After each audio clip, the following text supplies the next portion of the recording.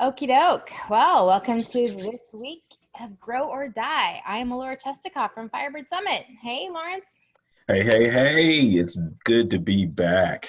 Oh, yes, indeedy. Always good to see your face. You make me way happier. You help me with my energy level. Yeah, that's what we do as coaches, ain't it? It is. It is. And sometimes coaches need coaches too. So, Yeah, buddy. yep. So obviously last week we had a good conversation with Shayna around, what kind of things to do, especially at work when you're trying to help your staff and your team Mhm. deal with this weird situation we find ourselves in. So now we're back to our mystery box. So Mhm. today is my turn to pick a topic for you.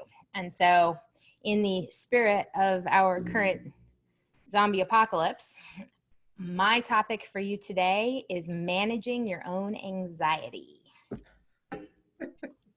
So, obviously, right now is the weirdest time probably most of us have ever experienced. It is. Um, and you and I were just talking. It's especially difficult because we don't know how long it's going to go on. Because some people, there's a lot of talk right now about people suddenly working from home, and that's Yep. great if you have a job that allows you to work from home.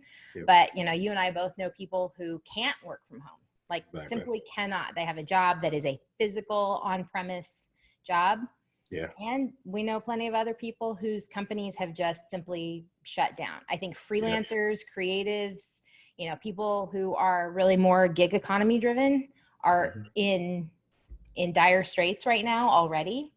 And the real bummer of it is that any kind of stimulus package that Congress passes is going to be likely more targeted at businesses, maybe landlords and kind of, Exactly. home management, but people who are living off the gig economy are Yeah. very unlikely to get relief in this. And that is scary, and that is Yeah.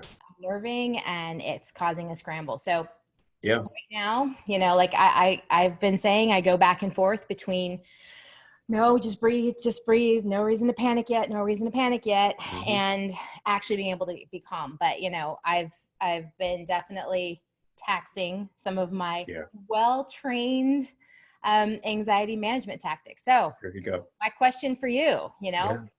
and this is where I love your military background, right? And in your Yeah. talk, you specifically talk about that moment of panic where Yeah. you have to talk yourself through it. So Yeah. that's what I want to hear when For you're sure. panicking, and I think the thing is, right, panicking doesn't actually help you. No.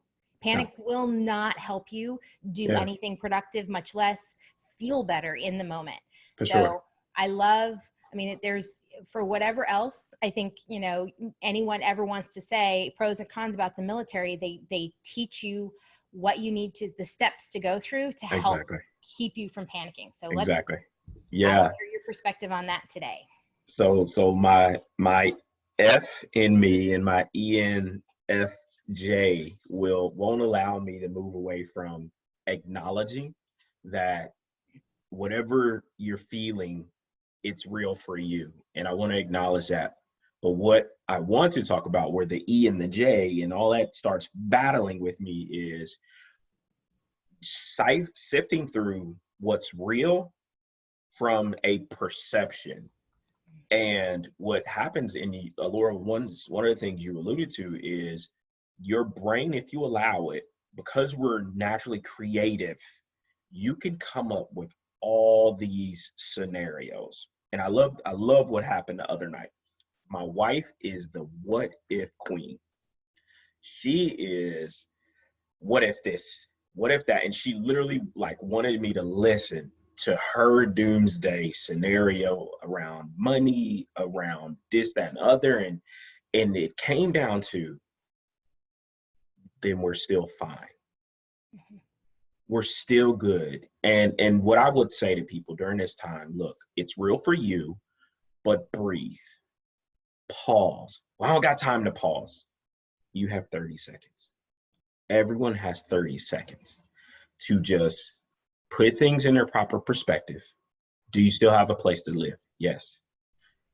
Do you have family that is well? Do people you can reach out to? If there's yeses, nos, maybes, figure all of that out, because there are some things in the pause you have to begin to play chess, not chess with yourself. Okay, what's the next move? Not checkers, right? Not the king me and this stimulus package. Like, I thank you for bringing that up, because please understand, $2 trillion, $1 trillion, that is not coming to the people. The big majority of that money are going to organizations, corporations, bank, financial institutions. That's where that money is going. When you think about the number of 2 trillion, and then you think about the messaging that you may get as a married couple, $2,400, Mhm. not monthly, one time. Maybe twice if they May, push hard enough. Yeah, if at they push hard, most. at most, right? Yep. So you, again, let's max it out for you, right? You got $4,800 as a married couple. Now, if you're single, again, I was going to say, those of us who aren't married get half that if we're lucky. half of that, and then you get 500 per kid, right? So put that in perspective for yourself, right? So don't even think about that. Don't, if it happens, it's extra. Yep. Right? And so in this moment, you have to decipher, okay, what's in front of me, and then what do I have to overcome? Right? And I think that's when you, to bring up my military background, and that's the process in which purpose, vision, direction. Okay, I still need to live. That's a purpose. What is that vision? What does that look like over in the foreseeable future? Based on estimations, indications, what might be factual, real, fake, whatever, I need to make it at least to mid-April, right? If you're a doomsday person, I need to make it to May. Backwards plan from May, what's real in your life. And that's where you bring up your bank statements. That's where you bring up all your, and I love you because you're a preparer. You know without a shadow of a doubt, this is how much I have. This is me in a tight market, tight budgeting. This will get me here. If you haven't done that already, Start there. baby girl, baby boy, you need to start there, right? And then the direction that you need to take, because what's happening now, and I love people like us, coaches and learning and development professionals, and excuse me, all the rest of us, don't become a person that's just now turning this digital world into a dumping ground of stuff, hoping something hits for you. Yeah. Don't do that, because what's going to happen is you're going to make people sift through whether you're the one or not. Just focus on being good at what you're good at, and it'll all work itself out. And I can't say that enough. Can't say that enough. So I love that your wife pushed you to kind of go through the extreme. I actually did that with a client earlier today. You know, I think, and this is one of those things that we do in, you know, training to be a coach is, you know, it's really easy, I think, to start panicking about your worst case scenario.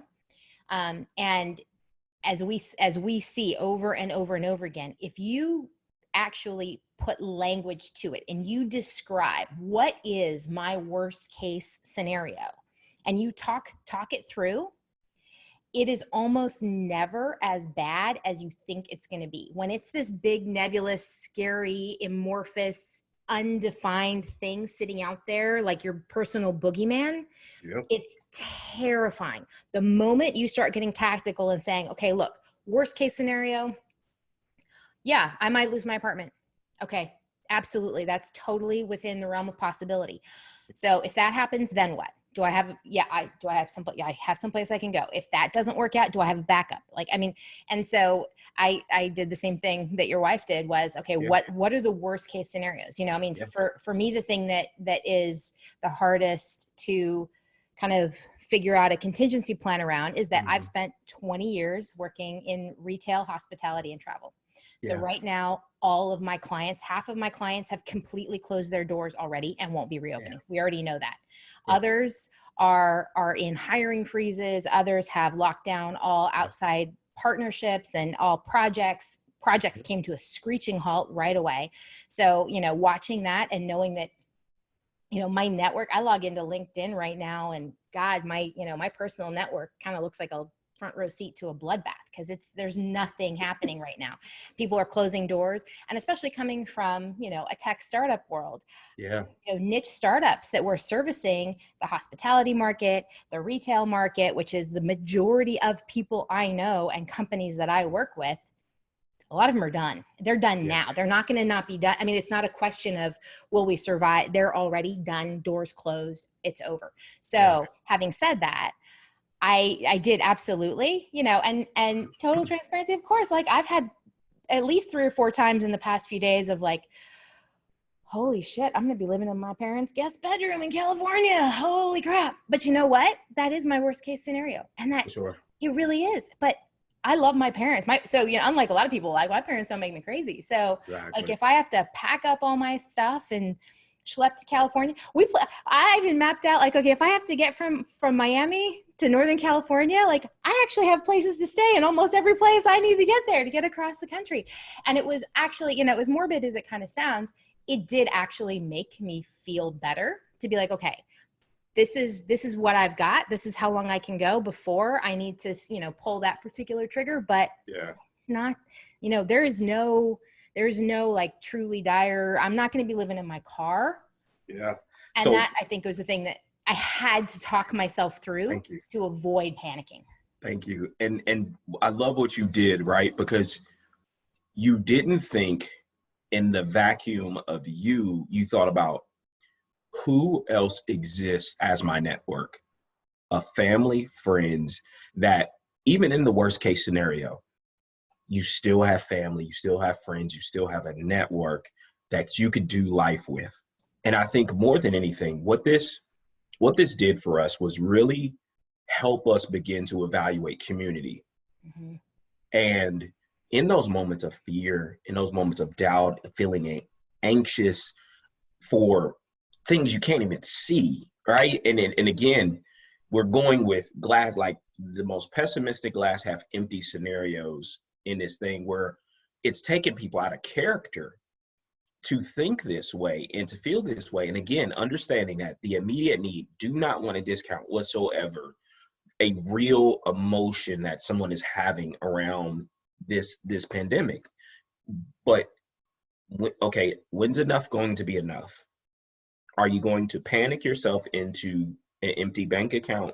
Are you going to panic yourself? And paralysis, right? Because you can, I mean, Yes. we talk about analysis paralysis, but this is Yeah. easily panic analysis, panic Easily. paralysis. Easy. And we know those people. And Mm-hmm. we know people who want to create groups around this paralysis just to fester in it. And I want zero parts of that. Yeah, no, Because that's painful. if we're ever going to see the better parts of our society and the economy and my home Yeah. is going to be better as a result of this, because it's making us look at each other, have real conversations about getting out of my space. What does my space look like? Define boundaries, manage expectations. Like all these great things are happening because of something that starts in anxiety. And again, we're all processing this differently, but the most beautiful part about it all, we're going through it at the same time.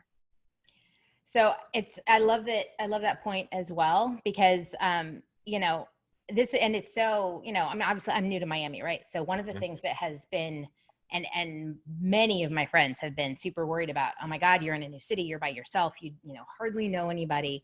And, I am in a new relationship that doesn't feel like a new relationship, honestly.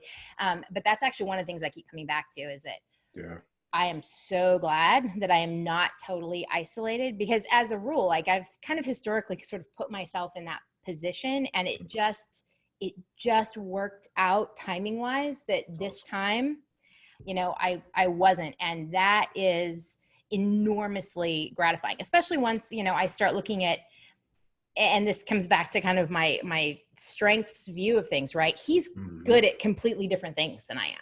Like for us to be able to hunker down and figure out like, all right, if this is really going to get worse before it gets better and we don't have a line of sight on things, how do we divide and conquer what he's good at, what I'm good at? Where I have a great friend who, when he first went into AA many years ago, had a sponsor who told him that the key to a good relationship is that you both can't be crazy on the same day, which I love for 100 reasons. But part of what I love about that is it's not just, a crazy day. It's a panic day, or it's a super Yeah. emotional day, or it's anything else, right? And to be able to balance that and say, okay, you know what? Like, I had a moment where I was like, oh my God, I moved to a new Yeah. city at the wrong time. Yeah. I spent too much moving. I could have gotten, a less expensive place to live, or I didn't have to buy a car. Like, I was coulda, woulda, shooting myself like all over the Yeah. place. And Yeah. that's so hard to pull out of. Yeah. And to have, somebody listen to you and be like, it's not, I get that you like to think Mm. all this stuff in advance. There's no way you Mm. would have known back in December that Yep. this is what March was going to look like. For You sure. only made certain decisions based on business and client commitments and these other Yeah. things. You had no way of knowing that the rug was Yeah. going to get pulled out from under everybody. So, like, For breathe. sure. Yeah. And so having somebody like close at hand, that's super, Yeah. again, historically, because I usually sort of orient myself around a single lifestyle. Like, that's not something I'm in the habit of having that Mhm. close.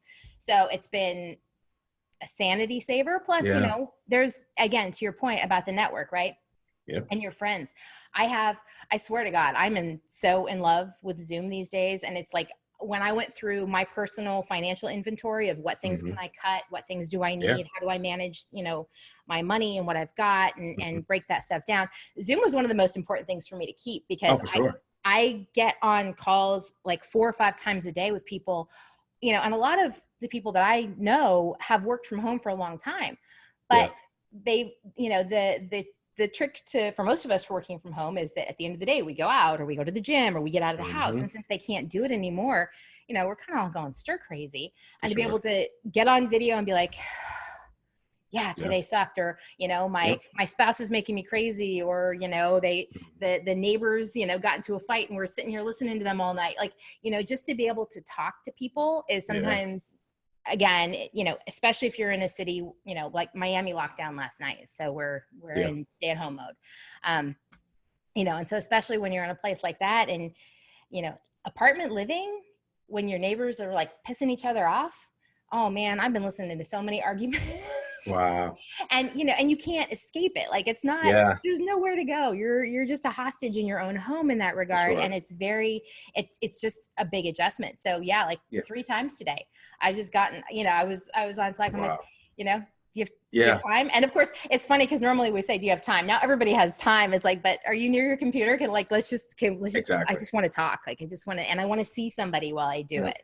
And it's amazing that I was looking at something the other day, and it was funny.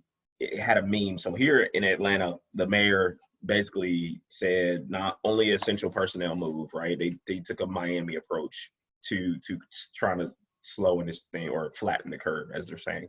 Um, but the funny thing is, it was, a picture of everybody in front of a computer or in the house with their devices, but the Belt 9 that runs through the middle of Atlanta looks like I-285 bumper to bumper traffic now. Like, people are outdoors, people, like, everybody's like wanting to get outside because you made me stay inside. Now I want to be inside, so I'm gonna be outside. And so it's this crazy dynamic that's happened. But while you were going earlier, one of the biggest things that I thought about and coach me in this moment begins to not only the mirroring and the acknowledgement and validation of what people are navigating through. And you brought up something very, very key for people who are single, people who are, the single parent that's having now to navigate this world with their children in their face 100% of the time now while doing schoolwork. If the school district actually has the means to help them do anything digitally. But acknowledging and validating why we as a profession of coaches are so important, and not just the sake that you're saying you're a coach, because there's no experience that I've had up to this point where I could have given you any advice that would have been beneficial for you. Right. And that would have, I don't even believe that would have even come off lacking judgment on your part. It would be very assumptive in the way that it came out. It would be well, if you do this, this, this, this, and this, You'll be and there's, fine. you'll be fine, right? Because like you said, in November, when I handed in my resignation, I wasn't thinking pandemic in March. No, exactly. If you had, you wouldn't have handed in your notice when you did. I would be gutting it out, right? And like you said, and you brought up industries, people don't understand. Where do you think this stuff gets packaged? Yep. This stuff, like people do, like I didn't even know manufacturing, particularly packaging, was a industry. Yeah. Until you got into it. I thought General Mills bagged their own cereal. I thought they made their own bags in-house, the boxes in-house. No, there are companies out there. And the crazy thing enough, the company I just left, they're huge in snacks. So as we're doing this, don't be 6 feet from people, their orders have gone up.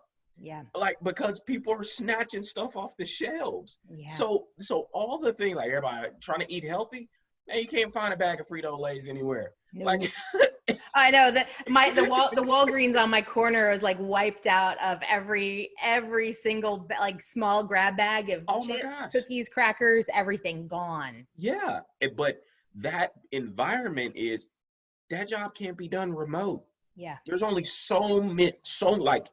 there's only so many robots that you could build until you got to do that type of manufacturing. And again, what this does for a lot of organizations, yes, it presents an opportunity on how do you do business better, but also, are you collecting that data of what if next time, right? What are our contingency plans? What do they look like? Because again, just like 2008, 2009, when the economy crashed on everybody, some companies got good, some companies got efficient, but all this did was present you now with another opportunity to lead better, to manage better. And again, in this environment, both are necessary.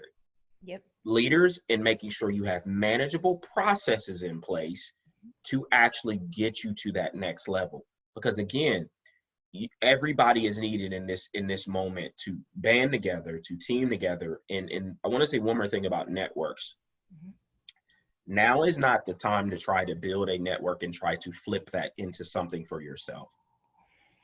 It's so, I'm so glad you brought that up. So, ironically, when 2008 happened, actually Lehman Brothers collapsed on the day I left New York City for Austin. I think we talked about this previous week, right? So the beginning of my time in Austin, where I lived for a decade, was that crash. And I remember getting there and, I got there just after huge layoffs had come through town, Dell, Apple, like there had been massive tech layoffs. And so the tech community was just starting to organize. And a lot of it was trying to help.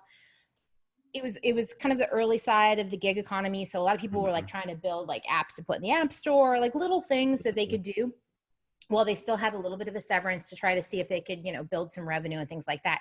And it was really interesting because I'd really forgotten about this until the last week when I was kind of watching how some of these things were unfolding, is that Austin now has a very robust tech entrepreneurial startup community. There's a lot of infrastructure that they've built.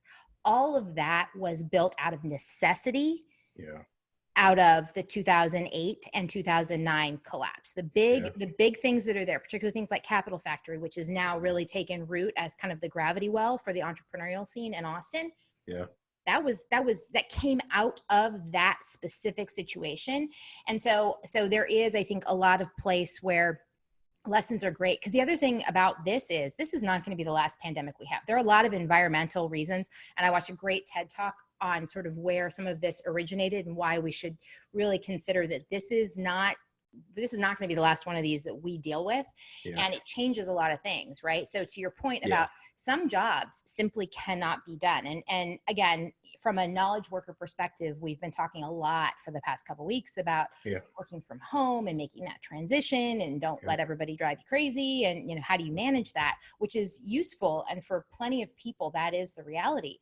But, to the guys that you worked with in manufacturing is impossible. My boyfriend's in construction. They're still working. They're in a small residential project so they can actually maintain social distancing. because Exactly. it's not a huge deal, or it's not a huge space, but they're Hmm. still working, and nobody's going to get construction done working from home. It's not going to Exactly. work that way.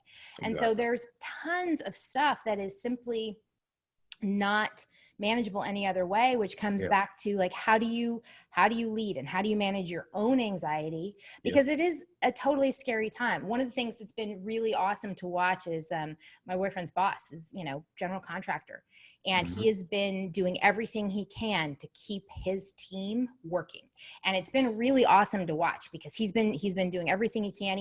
They had a few jobs that were getting ready to get started, not all of which are going to happen on time, but like watching him really take his commitment to his team so seriously Yeah. and really do everything he possibly can to make sure that they're working, that they have the That's awesome. materials they need. Like, to me, that's what I want to see more of. And that For one, sure. and I think it's sometimes hard for those of us who work in a virtual world, because it's difficult to show that, or difficult to see Yeah. some of that. And I was seeing on LinkedIn earlier today that a couple of the CEOs of some mid-sized tech companies were talking about some of the things they're doing to help with morale on their team, Hmm. people working from home and stuff. And one of the CEOs in particular, she's a CEO of a tech company in Austin, said that, she on video calls, she started asking, her employees when she talks to them, about, to introduce their kids and the dog, and, to show Yeah. me the art on the wall behind you, and like to Yeah. try to help people feel connected, For sure. which I think is the best we can probably do in a lot of ways right For now. sure. And For I think sure. that's really valuable to see, and it's Yeah. a good reminder, because I think it's easy to forget about some of that stuff. Yeah. And that's a great point, to lead with the heart and not the head. It's so easy because we've been, every job description says, are you a result oriented, person, and all this other stuff, where now it's like, let me check in with the heart first. Let me see how the person's doing. And then I'll ask about the project.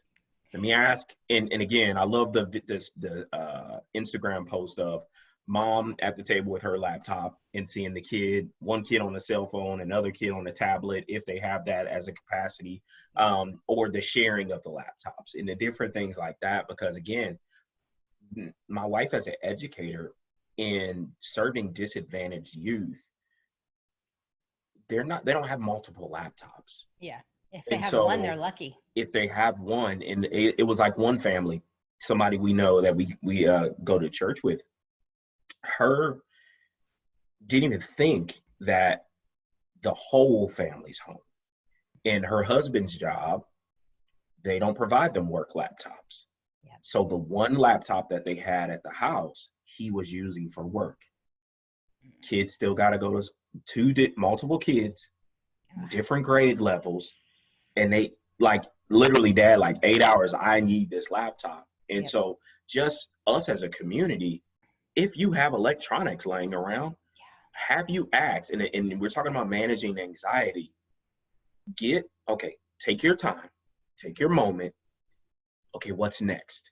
How else can I help somebody else feel better about what's going on? I think that's been the best part of seeing it for me is, okay, everybody took their moment. Everybody took Monday, Tuesday, Wednesday, might have took last week. They just might have took all last week to process what was happening. Mm-hmm. But now that we're into Wednesday of this second week of this, how are you now going to be better for those around you? So I love, there are two things that Yeah. you just touched on that I think are hugely valuable, right? So again, Yeah. coming from a tech world, right? I Yeah. know guys who have been stockpiling hardware, and they collect everybody's old broken devices because at some point they're going to fix them or not, or whatever. Yep. And the thing is that a lot of those devices are usable. So I would say the Yep. first thing is, and I did this from a more like, financial perspective, is first Mm-hmm. thing, take inventory. What do Yep. you have? Yep. You could underestimate it. Hell, I had a Yep.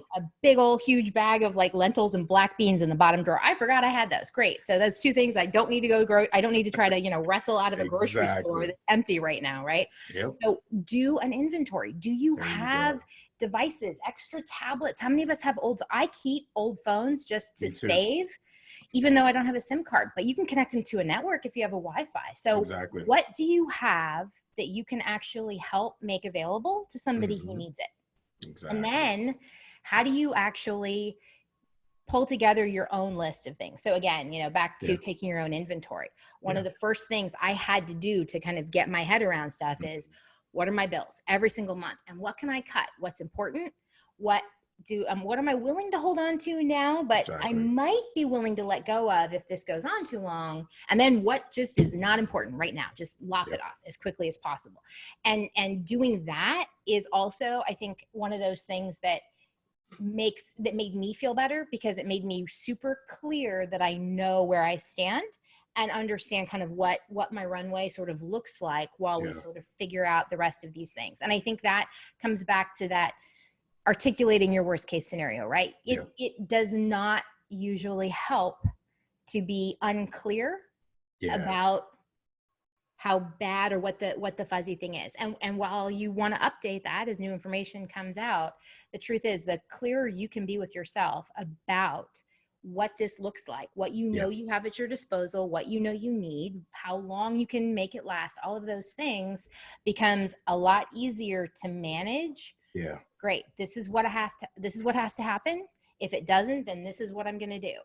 And to be able to have that clarity, I think is sometimes the only thing we can do. We don't know how long this is going to last. We don't know at what point, and we don't know what is really going to emerge on the other side and how it's going to look. Like I said, for industries, like I have so many clients that just simply have already just permanently closed. Like the people that worked at those companies, no, as of today, they do not have a job. It will not exist. It does not exist anymore now.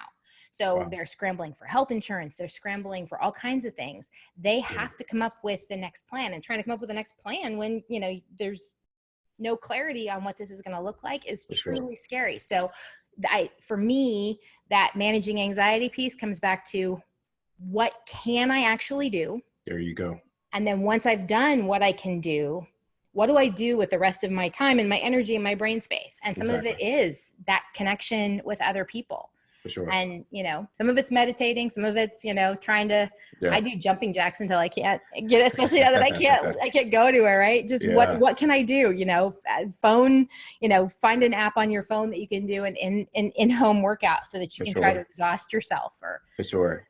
Yeah. And one thing that's been popping up a lot, and again, it shows you the power of people and connection and community, is that there are free offerings popping up all over the place. But again, you brought up early on about how you were in a certain industry for a good majority of your professional career. And this is the time, if you were thinking about switching, about dabbling in something that you had as a hobby, and now thinking about 2009, think about the tech companies that got created out of 2009 and 2008 happening. I mean, you got Uber, you got Zoom, Slack, all kinds of, exactly. I mean, you got Pinterest, all of these companies happened during that time. You could be next. Right. Like why not you? All right. And to me, thinking in that way helps you raise the lid on your energy and put you in a good headspace of, what's the first next step that I could take to make things become more of a reality for me and more palatable for me on a daily basis. So it's funny you say that. So I was meeting with my coach this week, and one of the things that we were talking about, he's like, or he goes, what's striking me is, what was your original intent when you started coaching? And I said, well, originally my plan was to work with women over 40 who were ready to burn their life down and go do something else. He's like, okay, well, and why did you pivot away from that? I said, because most people are so attached to what they have that they like the idea of burning their life down, but a lot of times it's a lot harder to do than they're necessarily willing to in the moment. And so it's super difficult. And he said, okay, what about now? I said, well, shit, circumstances just burned everything down for him. So now guess what? And it was funny because he said that, and I just kind of cracked up, because that's actually what happened to me in 2008. Like exactly the same thing. I had no choice but to, start over because I did find myself in a brand new Yeah. city with no local network in the middle of the last financial Yeah. collapse. And Sure. all of a sudden I was at ground zero starting over. And it was like, it was almost, that's when I started realizing how much I now take for granted really grew out of that time, Yeah. which, isn't to sugarcoat it. It's going to suck on a lot of fronts in Sure. the short term. But the truth is, without sounding like a Pollyanna, out of great chaos is always great opportunity. 100%. And sometimes the only thing you can do is take a breath, Yeah. mind yourself that today can suck, but there are options that will crop up if Yeah. you stay open to them and if you keep talking to people. I think that's the other thing that you mentioned that I think is super important. And obviously we're doing it with each one of Yeah. us is doing it with other partners as well. We start talking to somebody and brainstorming, and it's just, okay, what are ideas? What are business ideas that we have the right skill set for Sure. that makes sense if if we end up in a massive recession that lasts and these industries don't recover right away, or Yeah. and sometimes that, even if you don't necessarily move on it, sometimes that alone is enough to start feeling like you can navigate the uncertainty better and Sure. understand how to manage it. Yeah, I think that's a perfect segue into an infomercial on the offering that you have. Awesome. On mine. I was going to talk about our joint one. Okay, so we'll start with mine, and then we Okay. go to the one we're partnering on. Yeah.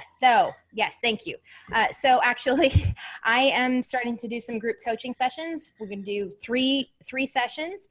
I'll do a series of them. The first one will start next week, and it's three sessions over 3 weeks, $129, and it's really group coaching. We'll focus on kind of the basics, right? How do you stop panicking? How do you kind of get your arms around where you're at, what you're doing?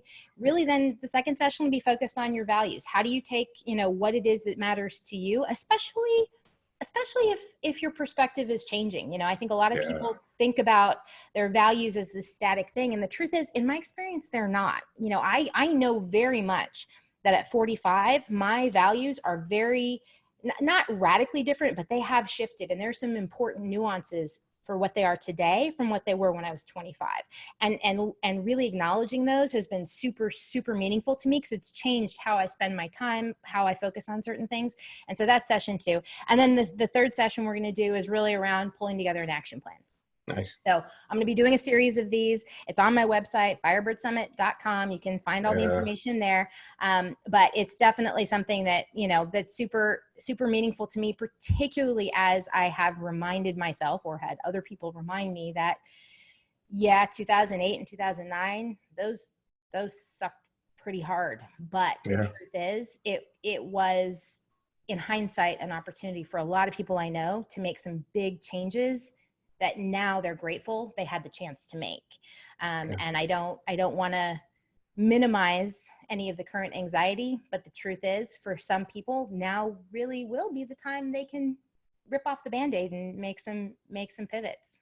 Exactly. I So, mean, and that's that people have spent $129 in the 14 grocery runs that they've made in the past 3 days. So that is, and you get awesome coaching, group coaching with such an awesome coach. And our partnership on Connecting the Dots is kicking off next Friday, and it's going to be every Friday through the month of April, at the god awful cheap price of $75 per session, and you actually get 3 experts each session. And what we're going to be talking about, and starting first with something, Laura, we've alluded to in this conversation, is suspending judgment, through what's next. And so as we're navigating this new world, this new reality for everybody, this new normal, what does that look like? Not judging yourself in how you showed up for your family, right? During this time, how you showed up for yourself.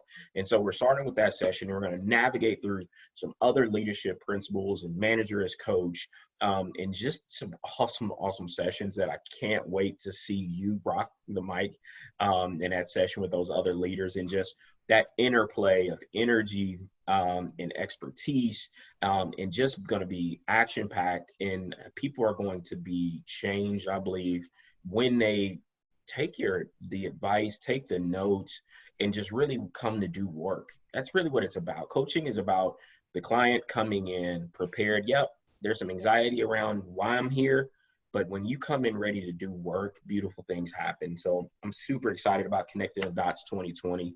And you saying yes, along with the other speakers, is going to make this such an awesome event. So Well, super and again, you excited know about what? that. To me, I think that what you're doing with Connecting the Dots is sort of the perfect example, right? At first Yep. it was, well, this is a bummer, we can't do the event like you did last year. Yeah, And then it was, well, no, but now we can do it in a completely different way, right? I exactly. mean, last Exactly. year you did it and you had, but it was an afternoon. Hmm. Everybody's in a room. Everybody had to be in Atlanta to be able to Yep. do it together, which obviously there are advantages to that. And it's nice to be Exactly. able to have that FaceTime.